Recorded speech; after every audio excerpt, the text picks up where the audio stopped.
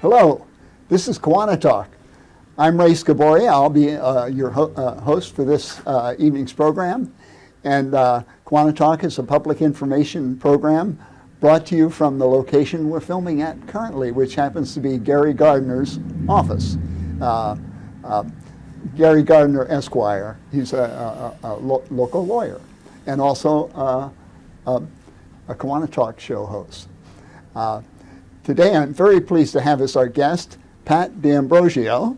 And Pat, it's nice to have you here with us today. Thank you for having me. Yeah. Happy to be here. Okay. We're going to talk a little about your background first. Okay. Okay. And we have some not real closely associated, but somewhat closely associated background is that we both worked on parts that went into cars or were used to build cars, you know? Correct.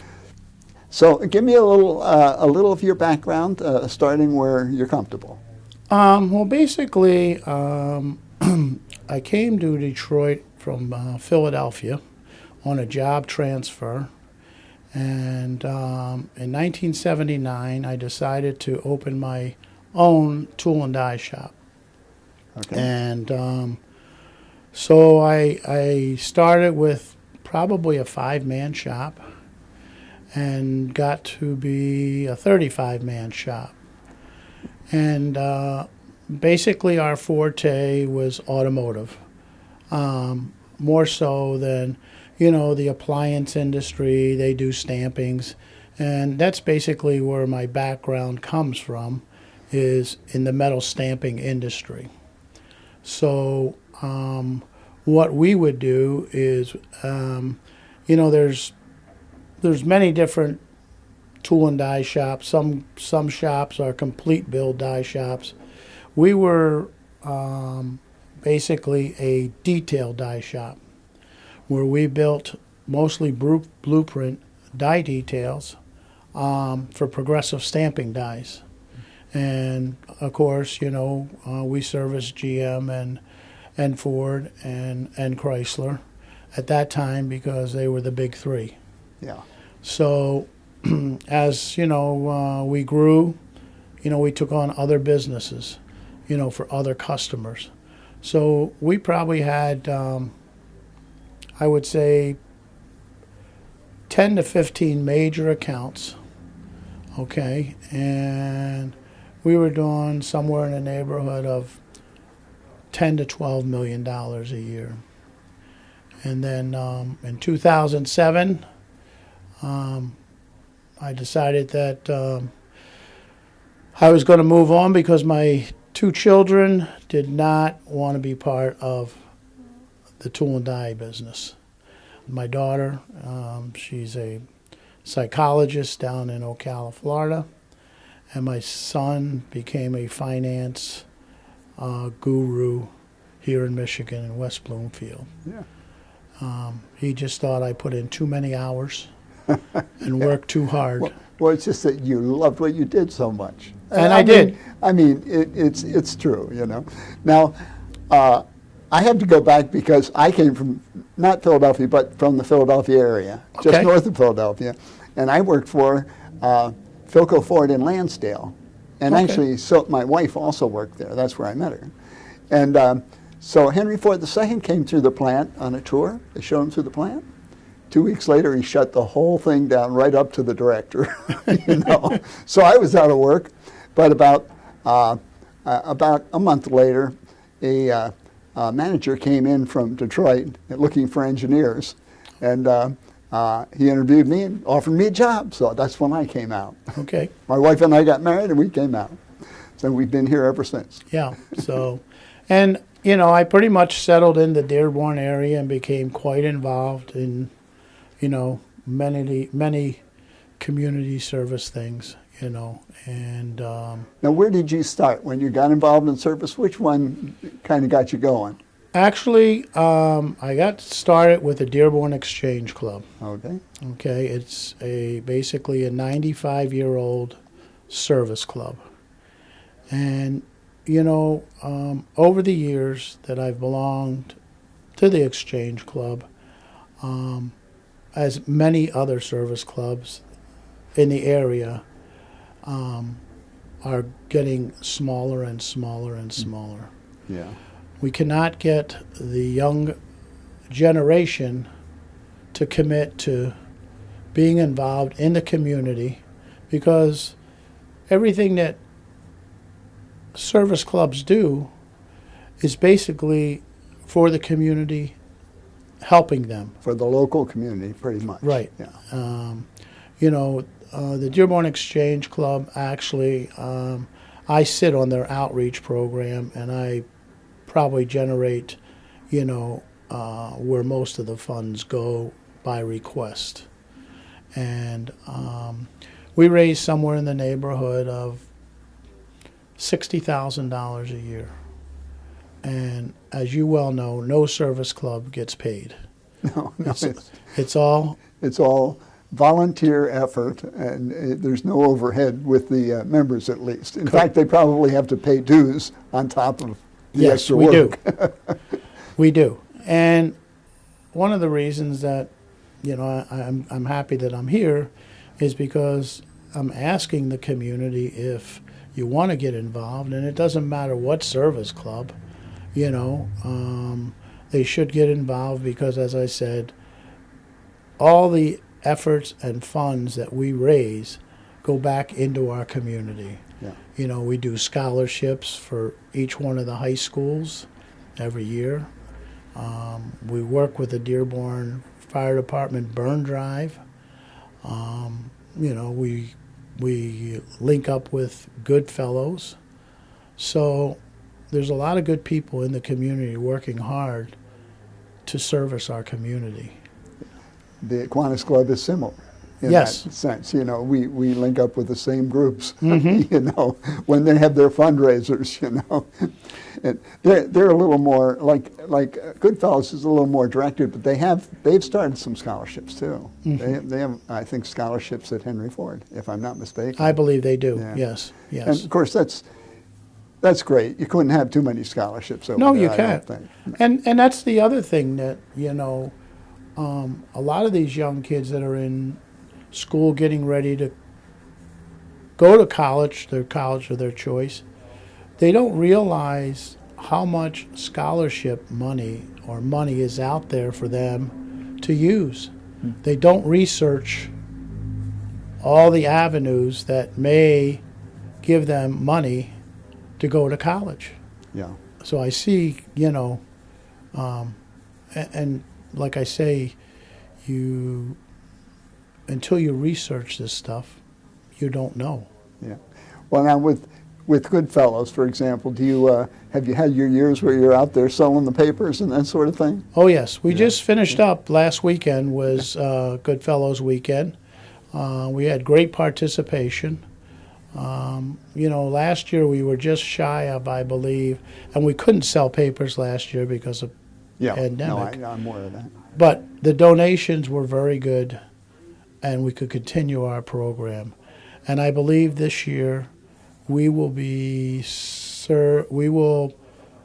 no child goes without, so we're going to be somewhere in the 900 to 1,100 children receiving a Christmas gift. That's wonderful. Which equates to about 500 families. So, and if you're not on that list and you're someone that's in need of help for Christmas, they can call the Dearborn Fire Department, Steve Warden, or they can contact me at the Exchange Club, and we will see what we can do for them. Yeah, I know. I'm somewhat involved with the Salvation Army. I'm a bell ringer for the Salvation Army, and this year I'm putting in 40 hours this year, 10 4-hour sessions, and sometimes they come a little early, but it's almost 4 hours at a time, and they have a program also for families with gifts for Christmas. So there's different organizations that work hard in that area, and. But Goodfellas is really a real strong organization in Dearborn.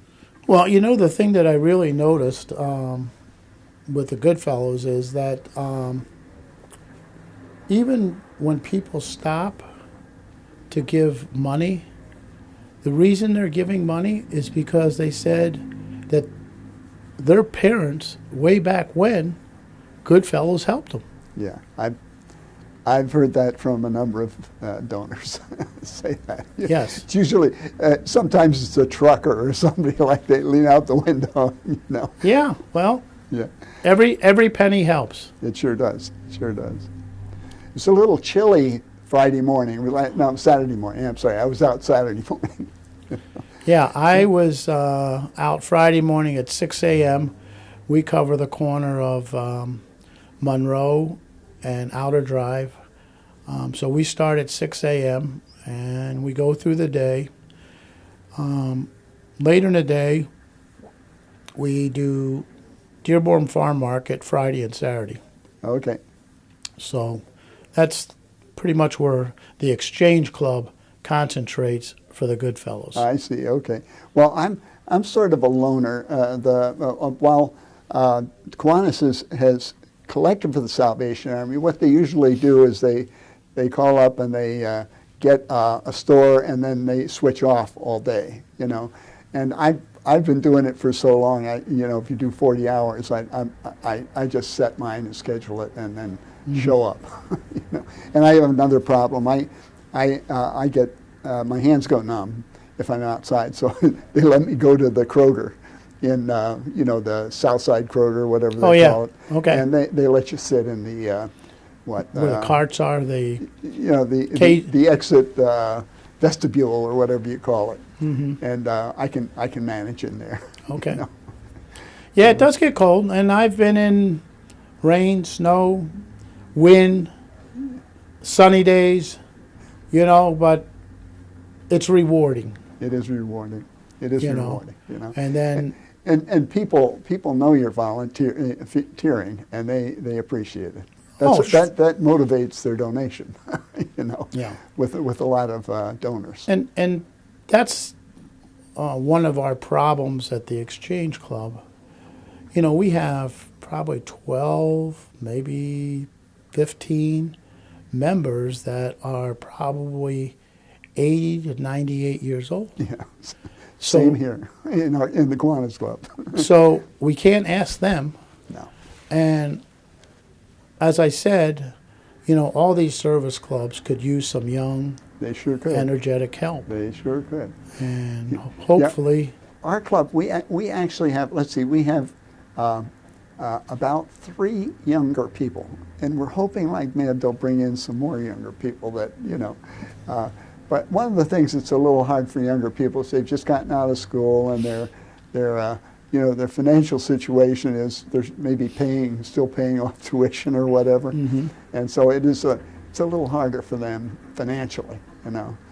But you try and I don't know if your club does this, but we with new members we give them a very low no dues the first year if they join. Well, anybody that joined during COVID, no dues. Okay. You know, and then they get reduced dues for I think it's about 3 years.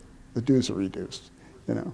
But you know, you can if they like it, they'll stay. Right.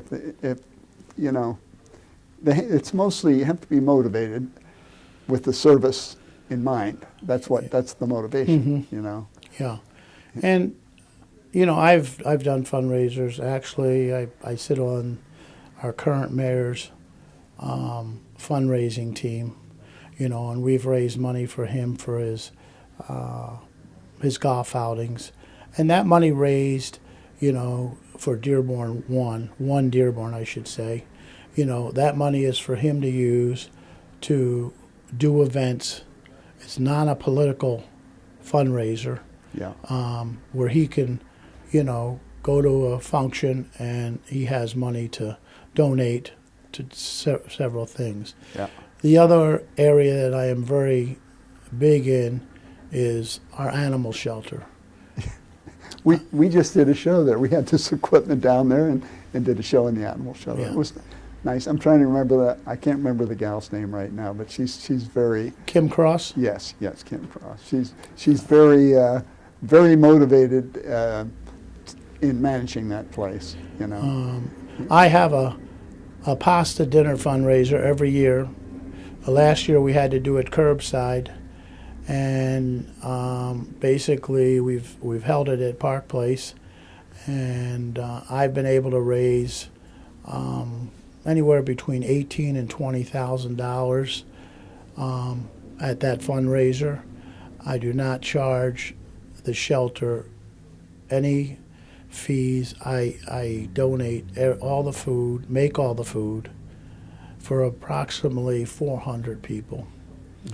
Now you can't come to Park Place for $35 and have a nice pasta dinner with meatballs, bread, salad, spumoni ice cream, and beer and wine for $35. Sounds nice. So Sounds nice. Again, I'm very committed to this community.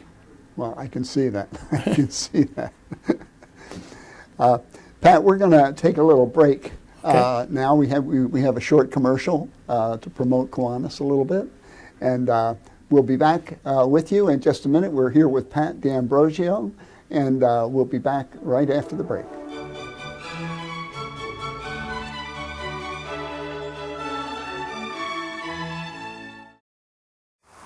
Look around, the changes catch your eye, and you come to realize one can make a difference. Since 1915, Kiwanis International has touched millions of lives. When you help one child, you help the world. But one can make a difference.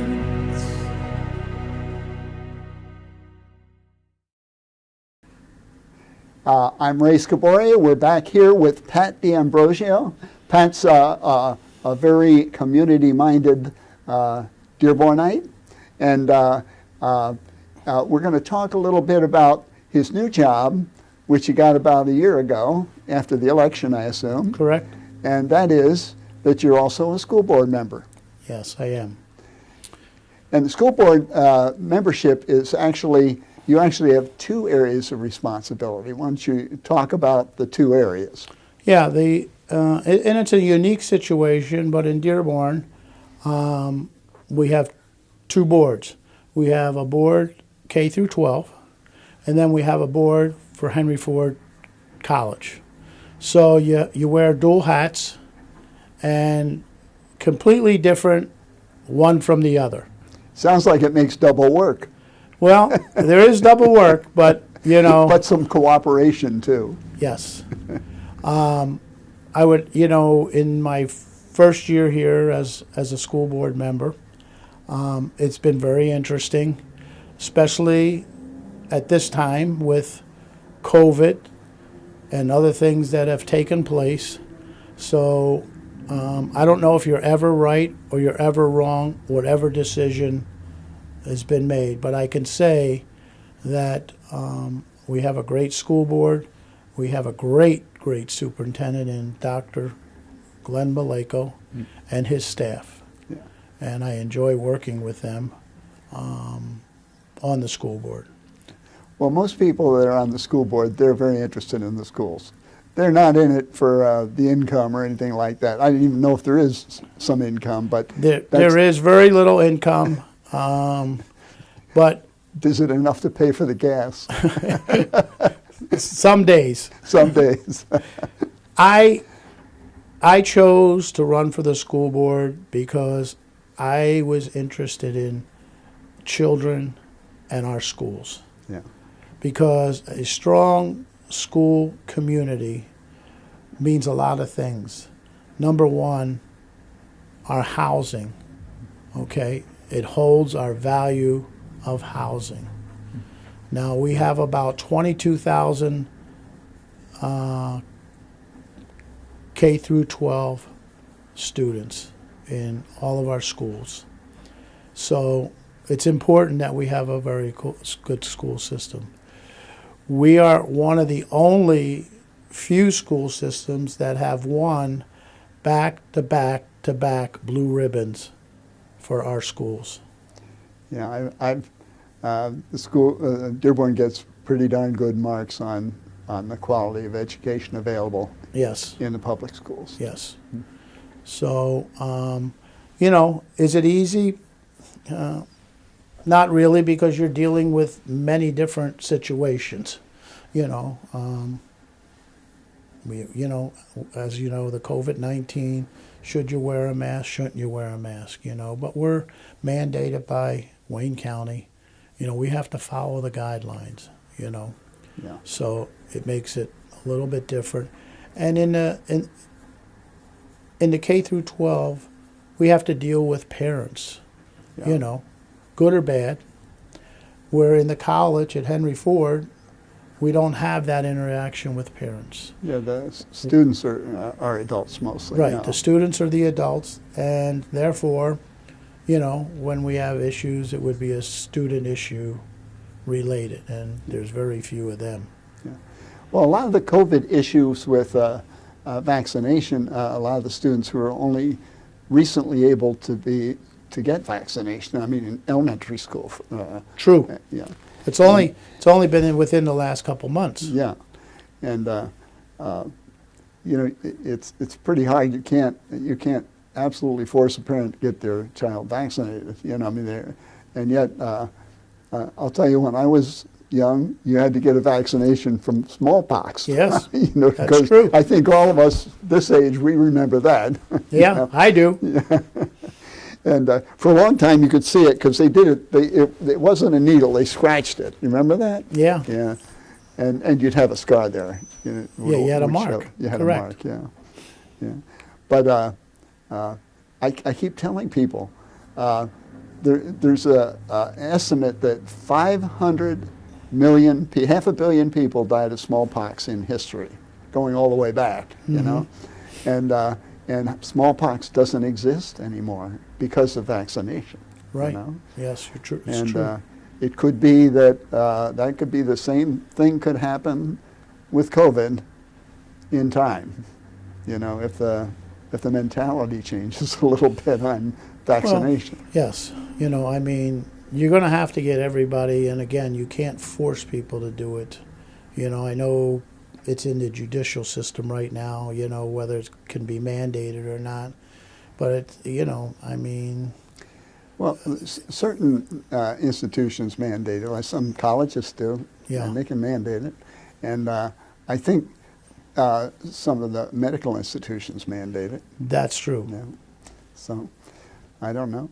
Well, let's talk a little bit about what's available to students in Dearborn if they're good students and they want to get ahead on their good start on college education.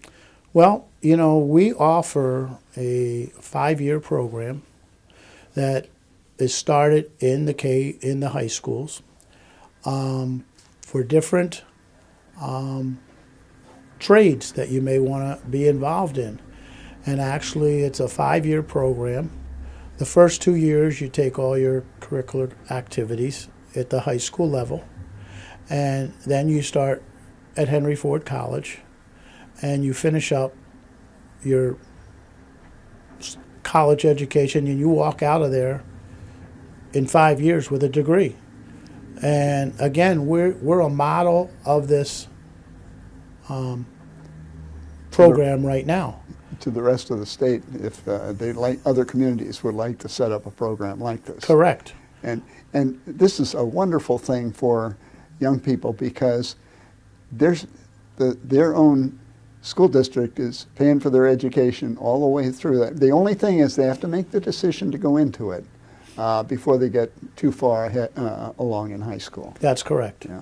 Yes. I would say at least by their end of their sophomore year, they yeah. have to make that decision that Yeah. that's what they want to do. And you know, I've been in this trade, so you know, I always say this: you can go and be in the machine trade, and when you graduate, you can walk out of there with very little debt, school debt. And you can start working for anywhere from $50,000 to $75,000 a year. Yeah.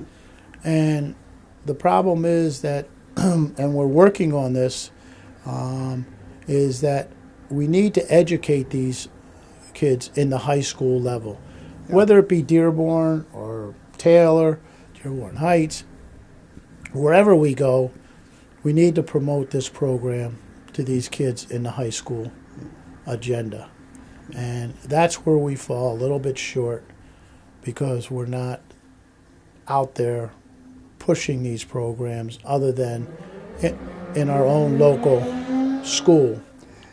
There's another thing I like about it very much, okay?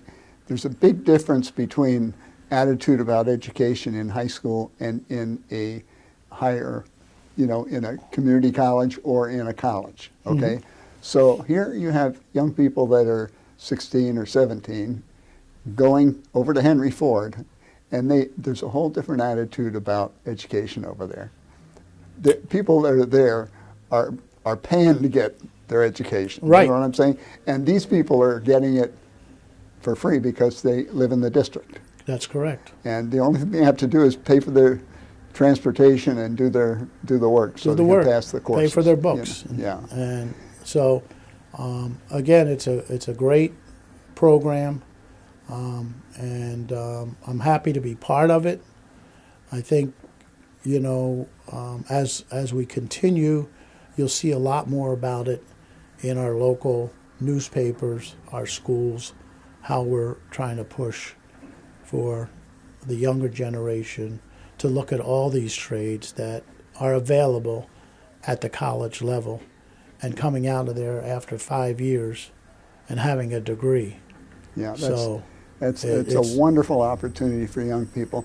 Not all young people are ready for it, unfortunately. Some aren't ready for it, but there's a significant portion of the student body that could be.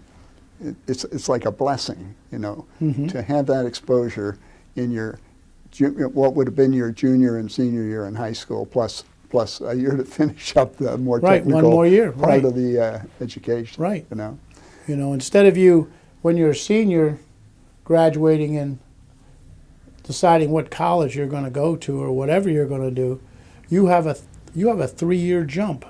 Yeah.